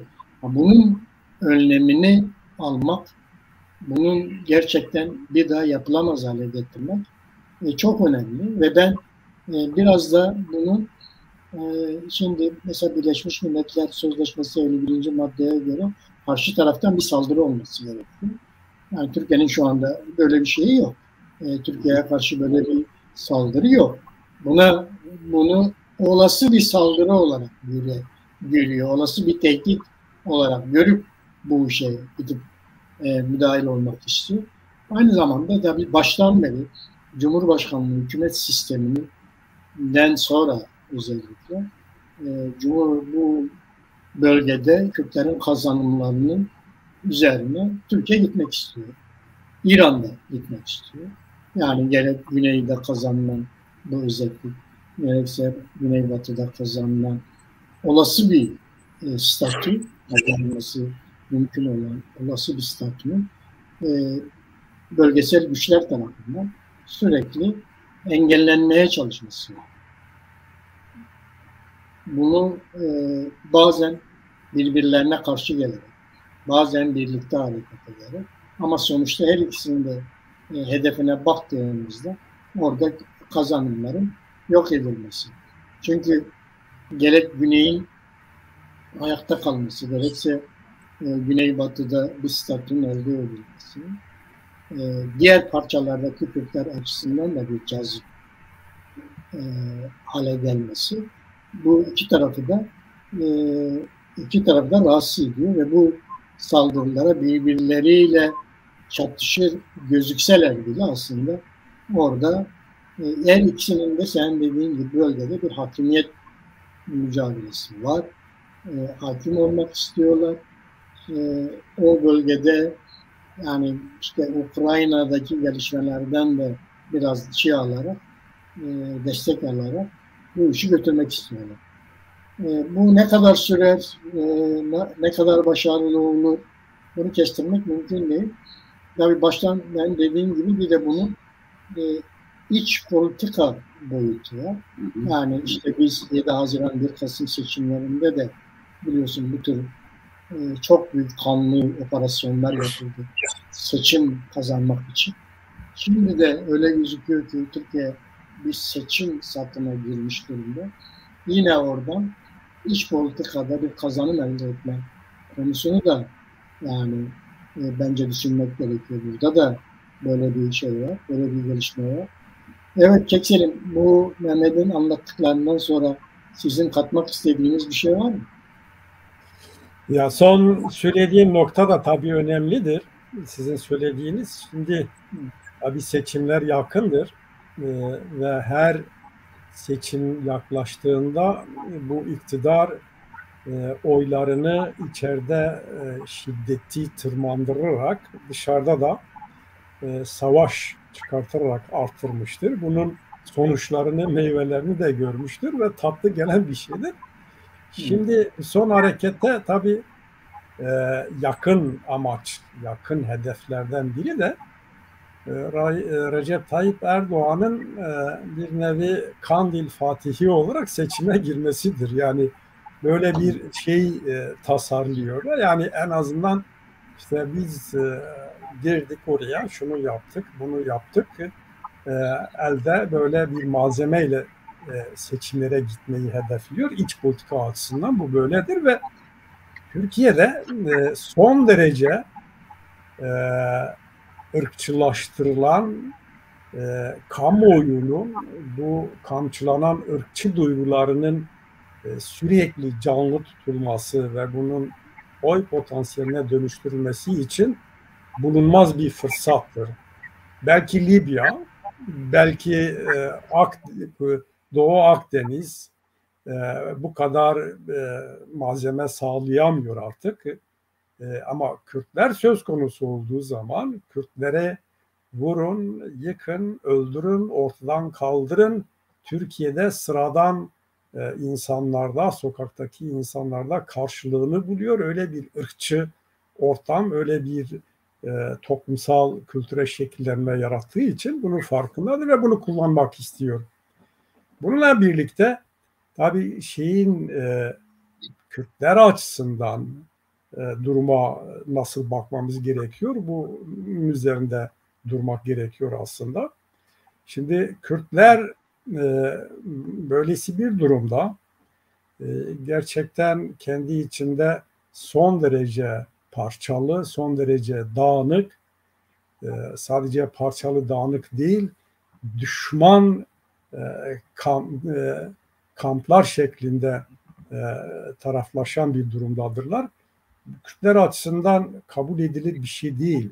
Düşman Türkiye olsun, İran olsun ve Irak yönetimi olsun, Esad yönetimi olsun.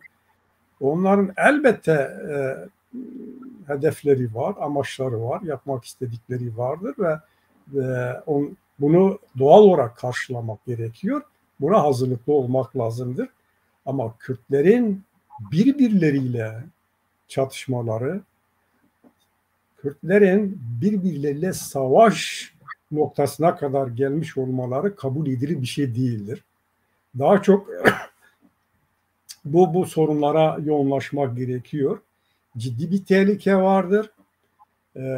Güney Batı Kürdistan'da bu Türkiye'nin saldırıları hareketiyle birlikte orada da PYD, YPG çevresindeki insanların kimi kurum ve kendi dışındaki kurum ve kuruluşlara yönelik saldırıları, yakma, yıkma eylemleri çok tehlikeli bir gelişmeyi gösteriyor. Yine aynı şekilde PKK'nın sürekli PKK ve çevrelerinin yayınlarında, şeylerinde son derece düşmanca bir dil kullanarak Güney Kürdistan'ı ve daha çok da KDP'yi, Barzanileri hedef göstermesi kabul edilir bir şey değil. Yenilgilerini demin dediğim gibi kaybetmelerini her zaman PKK bir yerlere bağlamıştır. Bu durumda da en yakını Güney Kürdistan, KDP ve Barzanilerdir. Şimdi doğaldır ki eleştireceğimiz şeyler vardır. Doğaldır ki tasvip edilmeyen bir takım şeyler vardır Kürt cephesi açısından. Bu Güney Kürdistan olabilir, bu Güney Kürdistan Demokrat Partisi yönetimi olabilir, bu PKK olabilir ve başka güçler olabilir. Bir kere kesin olarak Kürtlerin birbirleriyle savaşmalarına ilkesel olarak karşı çıkmak lazımdır. Ne şekilde değerlendirilirse değerlendirsin, kimileri belirli güçleri yurtseverlik çerçevesi dışında da görebilir. Böyle olsa bile objektif olarak Kürtlerle savaşması, birbirleriyle karşı karşıya gelmeleri İran'ın, Türkiye'nin ve bölgedeki sömürgeci devletlerin istediği bir şeydir. Zaten bu tür operasyonlarda da amaç budur. Eğer Türkiye Cumhuriyeti Devleti PKK'nın varlığını gerekçe gösteriyorsa Güney Kürdistan'da ve harekatının operasyonlarının buna dayandırıyorsa bu tür gerekçelerin ortadan kaldırılması gerekiyor. En başta PKK ve çevresinin son derece durumu ciddi bir şekilde değerlendirmesi gerekiyor. Kürtleri hedef göstermemesi lazımdır. Bu yanlıştır, bu tehlikelidir. Bu Kürt halkına karşı bağışlanmaz bir tutumdur. Şimdi Güney Kürdistan'da bir statü vardır. Federal bir devlet yapılanması vardır. Sen buranın varlığını tanımazsın, meşruiyetini kabul etmezsin. Buraya karşı savaş açma noktasına kadar geleceksin. Öbür taraftan da Türkiye Cumhuriyeti Devleti ile savaştığını söyleyeceksin. Bu birbiriyle uymayan, birbirleriyle çelişen siyasettir, tutumdur. Şimdi bütün Kürtlerin, dört parçadan Kürtlerin böylesi bir iç çatışmaya, Kürtler arası çatışmaya karşı tutum almaları ve birlikte davranmaları gerekiyor. PKK'nın düşmanca tutumundan vazgeçmesi gerekiyor. Hem Güneybatı Kürdistan'da hem Güney Kürdistan yönetimine karşı. Aynı şekilde Güney Kürdistan'daki güçlerin de belirli bir sorumlulukla hareket etmeleri lazımdır. Örneğin bazı şeyler bizler açısından izlenmesi zordur. Yani Güney Kürdistan güçlerinin de diğer Kürt güçlerine karşı biraz daha açık olması gerekiyor. Yani Türkiye'nin bu saldırılarına, bu hedeflerine karşı en azından belirli bir açık tutumlarının olması gerekiyor. Bu Güney Kürdistan hükümetidir, bu Kürdistan Yurtsever Birliği'dir, Kürdistan Demokrat Partisi'dir ve diğer güçlerin bu konuda Kürt halkına açık bazı şeyler söylemesi lazımdır. Şimdi bir işgal hareketidir ve Kuzey Kürtleri, diğer Kürdistan'ın diğer parçasındaki Kürtler bundan son derece rahatsızdırlar. Altta bir takım ilişkiler, diplomatik ilişkiler mutlaka vardır. Bizim bilmediğimiz, bizim erişemediğimiz bir takım gelişmeler, bilgiler olabilir. Şimdi işin içinde sadece Türkiye, Güney Kürdistan, PKK değil, Avrupa ülkeleri var, Amerika var ve Rusya, Çin'e kadar uzanan boyutları vardır. Enerji boyutuyla olaya bakıldığı zaman. Bir kere Güney Kürdistan yöneticilerinin her Türkiye'ye gelişinin ardından bu tür hareketlerin başlatılması başlı başına bir soru işaretidir Kürtlerin kafasında. Neden oluyor bu? Güney Kürdistan yöneticilerinin bu konuda daha açık olmaları lazımdır. Kürt halkına bir şeyler söylemesi lazımdır. En azından diğer yurtsever parti ve örgütlere belli kanallardan, belli düzeylerden bazı şeyler söylemesi gerekir ve diğer örgütler de kendi kanallarından kendi mesajlarını kendi halkına verebilsinler. Bu yapılmadı, yapılmıyor. Diğer yandan yani şimdi Amerika'nın bizim izleyebildiğimiz kadarıyla PKK'nın bir tasfiye planı var. Demin Mehmet arkadaş Güney Batı Kürdistan için söyledi. Orada işine geliyor. Yani Türkiye'nin oraya girmemesini istiyor. Oradaki güçlerin birlikte hareket etmesini istiyor. Güney Batı Kürdistan'da YPG ve diğer güçlerin PKK'nın denetim ve kontrolden çıkması için bir takım plan ve programlarının, çalışmalarının olduğunu biliyoruz. Bununla birlikte PKK'nın siyasal olarak tasfiye edilmesini istediğini biliyoruz. Bu siyasal tasfiyeyi kime yaptırmak istiyor? Acaba Türkiye mi bu görevi veriyor Amerika? Acaba Güney Kürdistan yurtsever güçleri bu tasfiye planında ne kadar yer veriliyor? İşin en yani sevindirici yanı şu ana kadar Güney Kürdistan güçlerinin PKK ile doğrudan doğruya savaş içinde karşıya gelmemiş olmaları bu bizi gerçekten sevindiren bir şeydir ve bu tasfiye planında en azından Kürtlere karşı direkt cepheden savaşmalarının hayata geçmediği de bu sevindirici, olumlu bir şeydir. Ama bunun ilerisinde ne oluyor onu bilmiyoruz.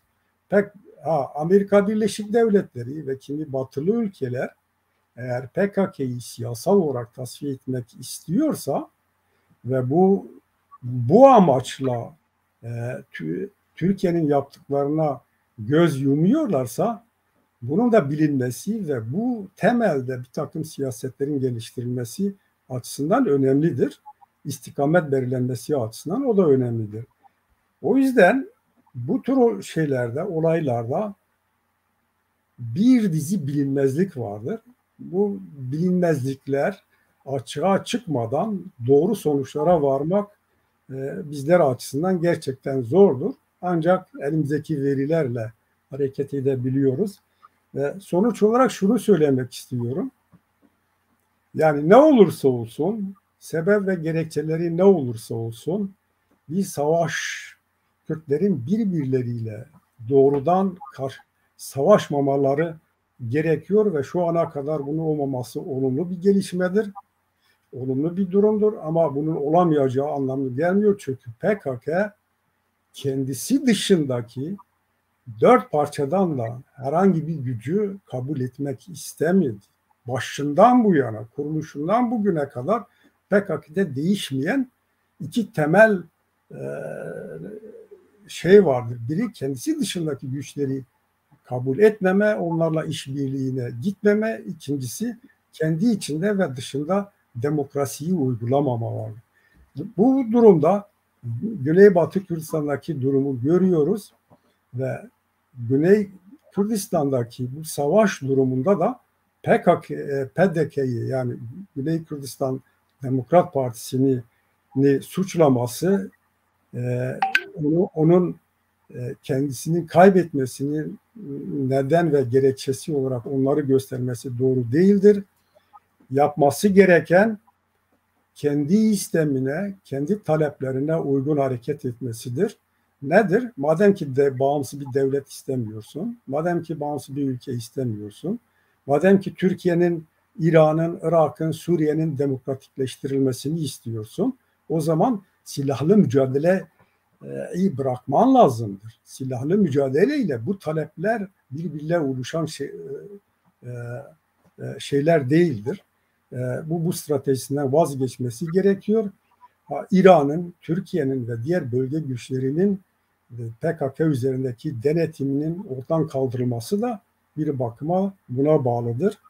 Ve gelişmeler neyi gösterecek gerçekten yakından izlemek lazım ve her Kürt gücünün, yurtseverin, Kürt'ün bu konuda son derece sorumlu davranması gerekir diyorum. Gelek spas Kekselim. Mehmet,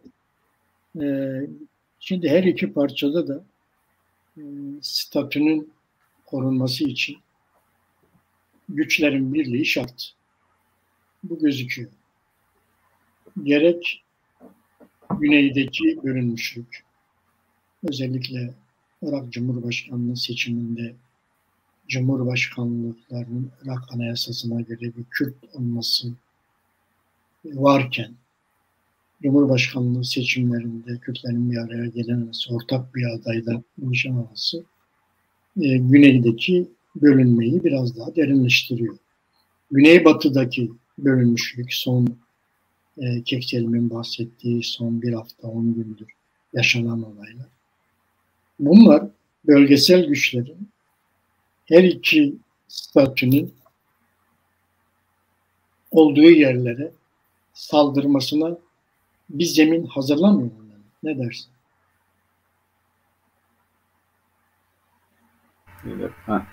Sesimizi kapatmış bizim reji. Şimdi olay şu, doğrudur dediğim, yani Kürdistan'ın bölünmüş olması sadece bölünmüş olmasıyla kalmıyor. Aynı zamanda her bir parçada siyaset yürüten çevrelerin öbürünün aleyhine farklı çıkarları oluyor ya da siyasal tespitleri ve hedefleriyle pratik duruşlarını karşı karşıya ya da yan yana getirdiğimizde her birinin görevi, acil görevi ya da o anda o şartlar içerisindeki ihtiyacı farklılaşıyor. Diyelim ki Güney Kürdistan'ın ihtiyacı nedir? Güney Kürdistan'ın ihtiyacı burada bir kararlı devlet yapısı oluşturmaktır. Bu kararlı devlet yapısı oluşturmak demek, Güney'in komple birlikte hareket etmesi demek. Bu hareket ister istemez Güney'de bir sükunet gerektiriyor. Yani başka kuvvetlerin, başka güçlerin burada bulunması, farklı aksiyonlarda bulunması doğal olarak onların mevcut çıkarlarıyla uyumlu olmuyor. Öbür taraftan Güneybatı'ya baktığımız zaman buradaki güçlerin uluslararası güçlere göre ihtiyaçları ile kendi içindeki ihtiyaçları farklılaşıyor. Diyelim ki farklı fraksiyonların kabul edilmesi kendi açılarından, kendi çıkarları açısından, kendi siyasal çıkarları açısından probleme dönüşüyor. Kuzeye baktığımızda da bu böyle. Fakat bütün bunlardan biz ortak bir amaç, ortak bir duruş çıkaramayız anlamı mı çıkıyor? Değil bana göre. Kürtler birlikte, yani bir araya gelmeli anlamda söylemiyorum. Birlikte hareket etmelidirler. Her birisi kendi özgün kimliğini, yapısını korumak kaydıyla, varlığını korumak kaydıyla ortak bir Kürt politikası izleyebilirler. Bu ne anlama geliyor? Birincisi şu, zaten bizim bu acil talepler programı dediğimiz aynı zamanda bulunduğumuz parçalarda ve dünyada kabul edilebilir bir yöntem, bir anlayıştır, bir zihniyettir. Ne diyoruz kardeşim? Evet, bu silah külah işini bir tarafa bırakalım. Şiddetten uzak duralım. Biz bu meseleyi barışçıl yöntemlerle konuşalım. Bu her taraf için böyle olmalıdır. Yani Güneybatı'da da bu böyle olmalıdır. Güneyde de böyle olmalıdır. Kuzeyde de, doğuda da böyle olmalıdır. Kürtler uluslararası düzeyde şiddete tevessül etmediklerini, kendi meselelerini barışçıl yöntemlerle konuşmak istediklerini ortak bir şekilde dile getirmelidir. Yani bunun sorumlusu biz değiliz. Bunun sorumlusu kendi taleplerini barışçıl yöntemlerle çözmek isteyen Kürtlerin egemen devletler tarafından şiddete yönlendirildikleri, zorlandıkları ya da haklarının kabul edilmediği mantalitesini, anlayışını hepimizin söz birliği ederek savunması lazım. Dünyada biz meşru, haklı taleplerimizi istiyoruz. 4 devletten de bunu istiyoruz. 2, bunu yapabilmeleri için evvela buna göre bir siyaset izlemeleri lazım.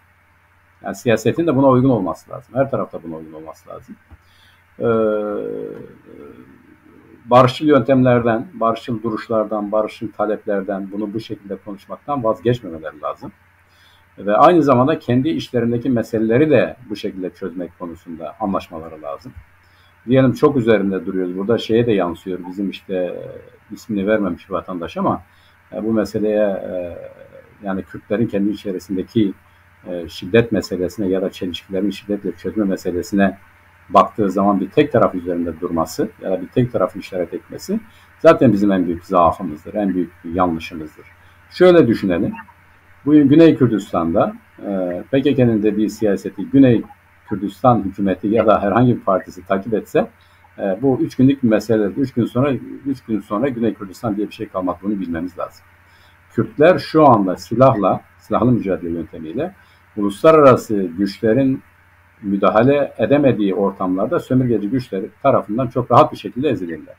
Yani bunu gördük. Ne yapabilir yani? Amerika Birleşik Devletleri gelip Kürtleri mi koruyacak? Elbette ki değil. Amerika Birleşik Devletleri ya da uluslararası koalisyon kendi çıkarları söz konusu olduğunda harekete geçer. Batı Kürdistan'da bunu çok açık bir şekilde gördük. İşte Trump ne yaptı? Kürtlerin Türkiye Cumhuriyeti Devleti tarafından ezilmesine hiçbir ses çıkarmadı. Yani bu görünen bir şeydir. Ya da bugün Güney Kürdistan'da örneğin Kerkük'ün ya da bağımsızlık referandumunun Kürtler tarafından kabul edilmesi beraber ne oldu? Uluslararası güçler zaten bunu kabul etmediler. Bölge devletleri tarafından, Irak devletleri tarafından o kadar güçsüz olan bir devletin adeta güçlenerek, örgütlenerek Kürtlerin üzerine saldırılması gündeme gelmedi mi? Geldi, bunu gördük. Ya da Şengal'e bakalım, aynı şey vardır. İşte Şengal giderek kendi özgün kimliğine ulaştığı bir süreçte ne yaptılar? IŞİD'le beraber, IŞİD'i üzerine salarak, onu geçelim, Irak devletinin paramiliter kuvvetlerini Haçlı Şabi ile beraber ne yaptılar? Bu bölgeye saldırarak Kürtleri yeniden ezdiler. Yani bu realiteyi görmemiz lazım. Kürtlerin onun için savunabilecekleri, Kürtlerin her zaman meşruiyette kalarak kazanabilecekleri bir yöntemi bizim uluslararası düzeyde ve kendi aramızda başat hale getirmemiz lazım. Bu her şeyi çözecek anlamına gelmiyor. Fakat bu Kürtler üzerindeki baskıyı, Kürtlere karşı her fırsatta hayata geçirilen şiddet siyasetini sınırlamak açısından bize büyük bir imkan verecektir, büyük bir rahatlık verecektir. Bunu böyle tespit edersek, böyle hayata geçirirsek bence önemli başlangıç yapmış olur. Fakat şöyle şeyler var. Yani sadece buraya not düşen arkadaşlarımız değil. İşte diyelim ki biz Kürt meselesinin, Kürt halkının taleplerinin kabul edilmesi açısından diyoruz ki bizim görüşmeyeceğimiz, devlet dahil görüşmeyeceğimiz kimse yoktur. Herkese bu derdimizi anlatacağız. Başka çaremiz de yoktur zaten. Fakat bu yaklaşımı, bu siyaseti, bu duruşu, bu tarzı sömürgeci siyasetin meşrulaştırılması anlamına geldiğini düşünen arkadaşlarımız oldukça biz neyi konuşacağız? Yani neyi tartışacağız? Evvela Kürtlerin kendi aralarında ne yapmak istedikleri konusunda anlaşması lazım. Yani bu siyasetin ya da bu tip barışçı siyasetlerin, yöntemlerin bizim şartlarımızdan mı kaynaklandığını ya da gerçekten keyfiyet mi olduğunu ya da mecburiyet mi olduğunu anlaşmamız lazım. Bu konuları bir defa kendi aramızda anlaşmamız lazım. Kürt siyaseti barışçıl yöntemlerle yürümek zorundadır bu şartlar altında. Bunu kendi içerisinde de başat hale getirmek zorundadır. Uluslararası düzeyde de başat hale getirmek zorundadır. Ama her tarafta gördüğünüz gibi bir takım sıkıntılar var. Bunun nedeni de bana göre egemen devletlerin çok bilinçli bir şekilde Kürt siyasetini manipüle etmesi ya da farklı talepler ya da farklı duruşlar sergilemesi için adeta desteklemesidir. Adeta imkanlar sunmasıdır. Örneğin eğer şuna dikkat edersek, yani ne kadar anlaşmış olurlarsa olsunlar, egemen kuvvetler arasında her zaman daha çoğunu ben alayım gibi bir doğal çelişkinin olduğunu görürsek daha sağlıklı bir siyaset izleyebiliriz. Yani İran ile Türkiye şu konuda hemfikirdir. Evet, Kürtler bağımsız bir devlet kurmasın. Ama eğer paylaşılmaya gelirse hepsi benim olsun ya da daha çoğu benim olsun dedikleri zaman da burada bir çelişkin olacağı da muhakkaktır. Bizim burada Kürt ortak taleplerinin dünya realitesine, dünya gerçekliğine uyabilecek ve mümkün olabilecek şekilde dile getirilmeli ve buna göre hareket edersek bence bugünküne göre daha az zararlı, daha çok faydalı bir gelişmenin başlaması için iyi bir başlangıç yapmış oluruz diye düşünüyorum. Çok teşekkürler Mehmet. Evet, ben de şöyle tamamlayayım. Yani bu her iki parçadaki statünün de korunabilmesi için birincisi güçlerin birliği, ikincisi bu güçlerin Kürt dostlarıyla çıkarlarını çakıştırması. Eğer biz gerçekten bu ikisini becerebilirsek, güçlerimizi birleştirir ve çıkarlarımızı da dostlarımızla çakıştırırsak, bu statülerin korunmaması için, geliştirilmemesi için önümüzde herhangi bir engel olmayacağını sanıyorum. Ve bu şekilde izniniz olursa programı bitirmek istiyorum. Son şeylere geldik. Eğer son eklemek istediğiniz Keksel'in bir şey varsa alayım. Senin denemek. Keksel'in var mı eklemek istediğin bir şey? Ya fazla bir şey yok. Yani Evet. bütün Kürtler için temennim ve çağrım bir iç çatışmaktan uzak durmaları.